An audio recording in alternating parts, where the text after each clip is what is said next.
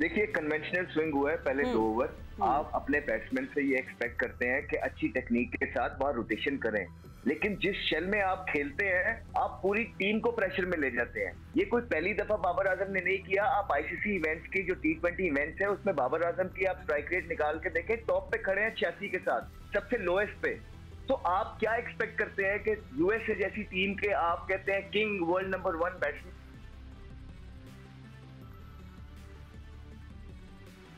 ठीक है, पिचेस में पिंडी की आप उनको मार मार के उधेड़ दें, तो फिर मेरा मतलब है कि जहां आपसे जरूरत है वहां आप करके नहीं देते हैं। वहां आप कहते हैं आजम खान नहीं कर रहा, अच्छा इफ्तिखार नहीं कर रहा, फलाना नहीं कर रहा, और रिजवान और बाबर कब मैच जितवा के देंगे, आईसीसी का कब जितवा के देंगे। और मैं हैरान हूं उन लोगों पे जो इतनी सपोर्ट इन्हें किस वजह से करते हैं। मुझे समझ नहीं आती है कि कभी जिंदगी में हमने नहीं देखा, बहुत चीजें आई हमारे सामने, सारी चीजें हो रही हैं और मुल्क का बेड़ा गर्क निकल रहा है, और इनको फिर सपोर्ट पे सपोर्ट मिलती रहती है। और इनको इतना पावर का नशा हो गया कि इनको इतने गंदे तरीके से कप्तानी से निकाला गया, और जैसे ही इनको ऑफर हुई इन्होंने फिर ग्रैब कर ली। इट शोज के आप कितने लालची हो गए पावर के। आपको टीम का कोई फर्क नहीं पड़ रहा कि टीम किधर जा रही है किधर नहीं जा रही है। आपने सिर्फ सारी जिंदगी 5 साल ये देखा है कि हम और हमारा जो टोला है वो सेफ रहे। तो जब आपकी सारा माइंडसेट यही है कि आप और आपका टोला सेफ रहे, उसके बाद मुल्क का जो हालात है ये हमारे, देखिए फातिमा मेरे अभी 7 साल पड़े हैं, मुझे पता है ये जो मैं चीज कर रहा हूँ, जो मैं बातें कर रहा हूँ इसके रेपरकशंस होंगे, और शायद मैं दोबारा से पाकिस्तान के लिए खेल ना पाऊं। मेरा यूं आके बात करने की कोई वजह है, मैं कोई दिमाग से कोई इंसान कोई पागल नहीं होता है। मेरे से अब वो चीजें देखी नहीं जा रही जो हो रही हैं। अब जिस तरह आप मेरिट की धज्जियां उड़ा रही हैं, हम इस गेम से इश्क करते हैं। हमने 7 साल की उम्र से इस क्रिकेट से प्यार किया और ईमानदारी के साथ सारी क्रिकेट खेली है।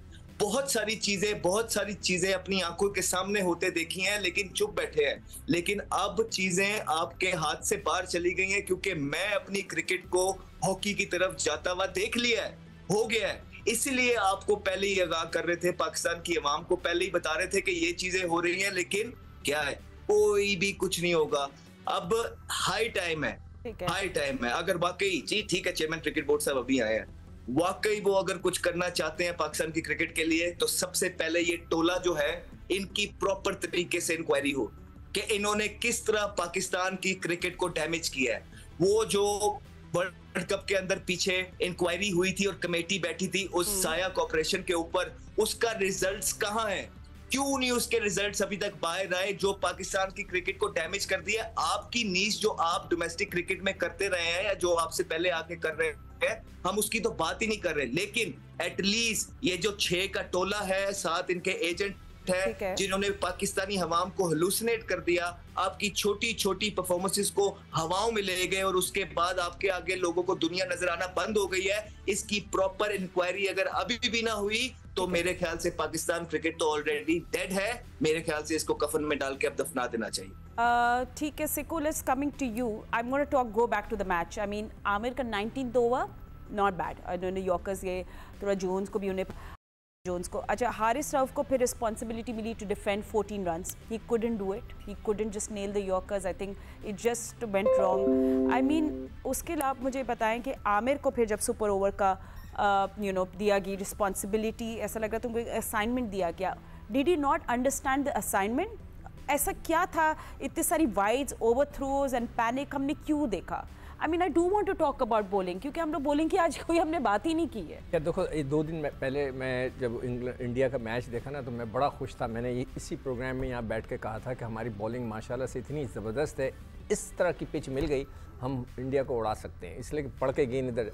मगर कल इतना डिसअपॉइंट किया। मैं पहले स्पेल की बात करता हूँ।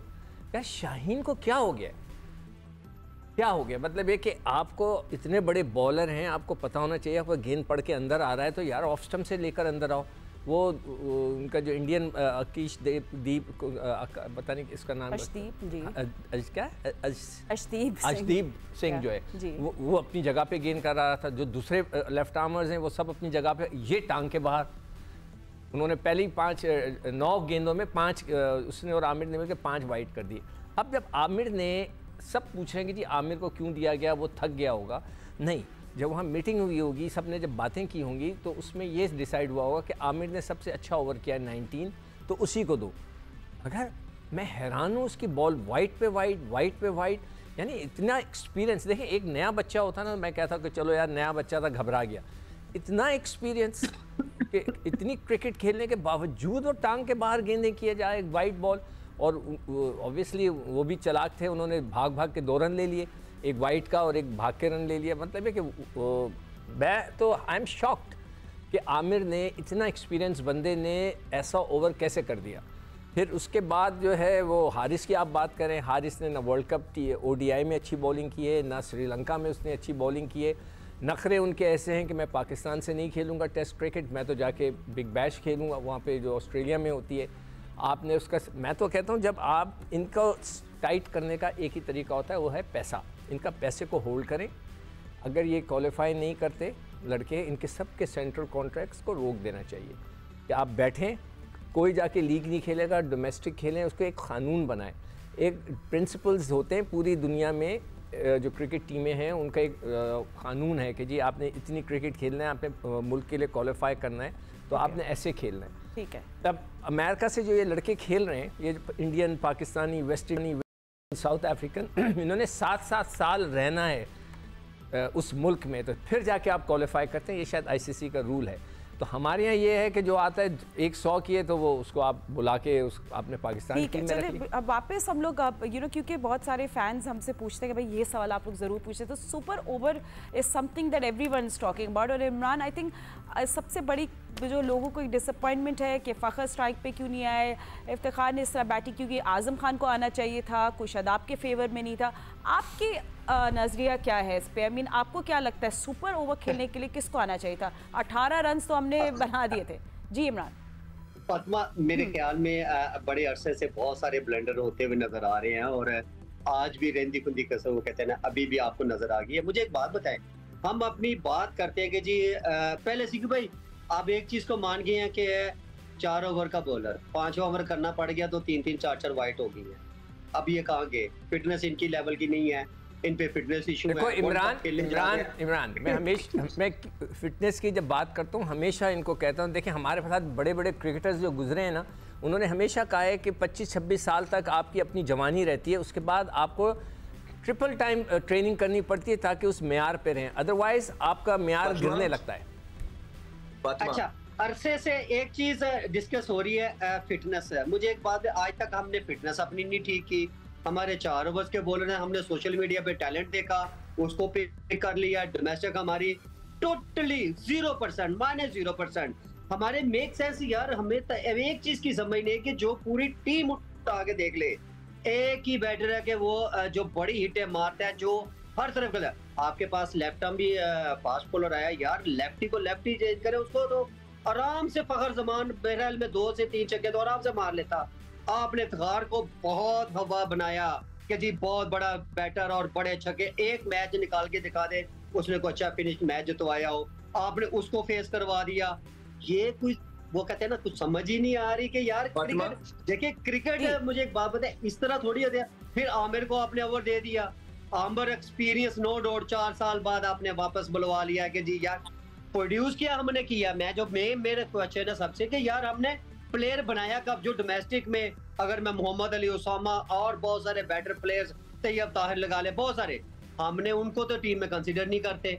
हम बार बार उन्हीं को रोल अप करके वापस ले आते हैं और उनकी परफॉर्मेंस आपके हर दूसरे मैच में अनफिट हो जाते हैं। 4 ओवर्स का बॉलर और 4 ओवर भी आपसे पूरे नहीं गिरते, वो भी लाइनों लाइन। तो मैं पहले भी शो में कहा था कि ये जैसी पिचेस है, यहाँ पे आपको पेस नहीं चाहिए, यहाँ आपको सीम टारगेट बॉलिंग करनी चाहिए, वो किसी में नजर ही नहीं आई। बाकी सारी अभी तक जितना भी वर्ल्ड कप शुरू है, थ्रू आउट टूर्नामेंट उठा के देख ले, हर ब्रेक थ्रू मेरे पहले 6 ओवर में 1-2 1-2 3 थ्रू आउट ब्रेक थ्रू सब टीमों को मिले हैं, मां सिवाय ये हमारे टीम के अलावा। और अमेरिका की ऐसी टीम, वो ऐसा खेल रहे थे, मुझे लग रहा था उनके ऊपर तो प्रेशर ही नहीं है। जब दिल चाहे उन्होंने फिर सबसे बड़ा ब्लंडर शादाब। ओ यार खुदारा बस करें यार, आपके पास मैं अब क्या बोलूं कि यार कोई और चॉइस ही नहीं है, पूरे मुल्क में स्पिनर नहीं है, स्पिनर प्रोड्यूस नहीं हुआ।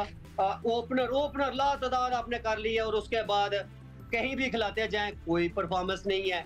कहीं ना कोई टीम तो बना ले यार, हमारे पास अभी कोई टीम ही नहीं बन पा रही। नहीं, प्लेइंग 11 का कुछ आइडिया नहीं, आप सही कह रहे हैं। और टूर्नामेंट गुजर जाता है, फिर उसके बाद नया कोई और इवेंट आ जाता है, उसमें फिर हम शुरू हो जाते हैं। तो यार खुदारा, ये सिलेक्टर सबसे पहले तो पूछे बंदा, इस सिलेक्टर्स ने क्या टीम सिलेक्ट की, एक मैनेजमेंट क्या कर रही है, कोई एक आधा गैरी क्रिस्टन कोच है, गैरी क्रिस्टन कम से कम ये तो बताए ना को खुदारा ये आपने क्या हिट मारी, अभी तो 6 ओवर पड़े हैं और आप जब अच्छी बैटिंग करें ऐसी पिचेस में कहते हैं आपके 30-35 रन जिस प्लेयर्स के हुए वो 50-60-70 रन में कन्वर्ट करे, बिकॉज आप सेट बैट्समैन है, आपको जिम्मेदारी लेनी चाहिए। फिर हमने बैटिंग में इतनी ज्यादा शफलिंग कर दिया, एक ऑलराउंडर मुझे पूरी टीम में बता दे कि अभी तक एक ऑलराउंडर आया, एक छक्के के ऊपर आप कहते हैं कि जी हमारे पास ये बेस्ट ऑलराउंडर आ गया और ये बेस्ट ऑलराउंडर करता क्या है, कोई एक ऑलराउंडर पूरी टीम में एक ऑलराउंडर बता दे, कोई भी नहीं है जी। नहीं, मैं भट्टी साहब के पास भी जाऊंगी और फिर Ahmad last word I give it to you, I know you wanted to say something. और भट्टी साहब, मैंने तो हमेशा डे 1 से कह रही हूँ वर्ल्ड कप ऑलराउंडर्स का होगा, you have to be the best allrounder for your team. But anyway हम यूएसए की बहुत कम बात करें, उन्हें बड़ी अच्छी कप्तानी की मोनाक पटेल ने, और जहाँ हम देख रहे थे व्हेन द बॉलर्स को स्लोअर गेंदें करानी तो ज़बरदस्त उन्हें स्लोअर बॉल्स कराई। It was really nice to see an allround performance by them. बहुत कुछ सीखना चाहिए पाकिस्तान को यूएसए से। देखें फातिमा, हमने यूएसए की बॉलिंग की भी बात कर ली, बैटिंग की भी बात कर ली, लेकिन मेरे ख्याल में उनकी फील्डिंग ने जो डिफरेंस डाला है ना, पहला कैच जो मोहम्मद रिजवान का लिया गया, फिर सुपर ओवर में जो इफ्तिखार का कैच लिया गया, देखें इस तरह के कैचेस जो हैं टीमों को उठाते हैं। दूसरी तरफ आप हमारी टीम की फील्डिंग देख लें, रिजवान को ओवरथ्रो फील्डिंग भी अच्छी, ओवर थ्रो देख लें, ग्राउंड फील्डिंग भी अच्छी नहीं थी। तो मतलब हमें समझ नहीं आ रहा कि एक खराब परफॉर्मेंस होती है, हम कहते हैं कि हम फॉरेन फील्डिंग कोच ले आए, हम बैटिंग कोच तब्दील कर दें, ग्राउंड में हमें कोई चेंज नजर नहीं आ रहा। पिछले आप 3-4 साल से देख रहे हैं कोचेस चेंज हो रहे हैं, कप्तान चेंज हो रहे हैं, लेकिन हमारे पास प्लेयर्स वही हमारे 15-20 प्लेयर्स के दरमियान हमारी टीम घूम रही है। इफ्तिखार अहमद को लोग कहते हैं कि जी पावर हिटर है, इफ्तिखार अहमद तो मैच पलट देते हैं। भाई इसी तरह की तो बैटिंग खुशदिल शाह भी करता था। इफ्तिखार अहमद और खुशदिल शाह में क्या फर्क है? बस नामों का फर्क है, शख्सियत का फर्क है। भट्टी साहब, वो आसिफ अली ने एक मैच जिताया अफगानिस्तान के खिलाफ, जन्नत को छक्के मारे और दोज़ख में पहुंचा दिया। उसके अलावा आसिफ अली का कैरियर आप उठा के देख लें, आसिफ अली भी इसी तरह। मतलब हमारे पास बेतहाशा मिसालें हैं। हमारे जो स्टार्ट में जो पैकेज था, जो हमारे दोस्त फरहान कादिर ने जो वॉइस ओवर दी, उन्होंने कहा कि हम गलतियों से सबक सीखेंगे। हमारी क्रिकेट की तबाही इसी पे हो रही है कि हम गलतियों से सबक नहीं सीख रहे। ओहो, ठीक है, हमारे पास इतना टाइम है, अहमद से बात कर ले, मैं अपने प्रोड्यूसर से पूछ लूँ। We have time?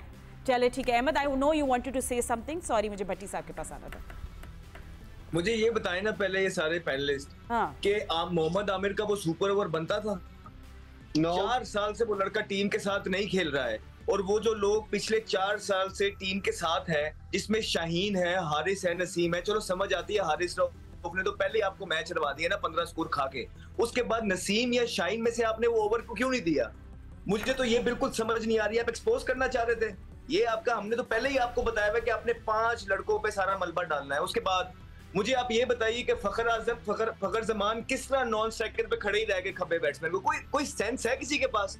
कोई लॉजिक है इस चीज की? आपको बयान आप करते धरते बने हुए टीम के, आप कहते हैं आपसे ज्यादा जो है ना पता ही किसी को नहीं है, तो ये आप किस तरह के ब्लंडर आईसीसी के इवेंट्स में जाके कर रहे हैं?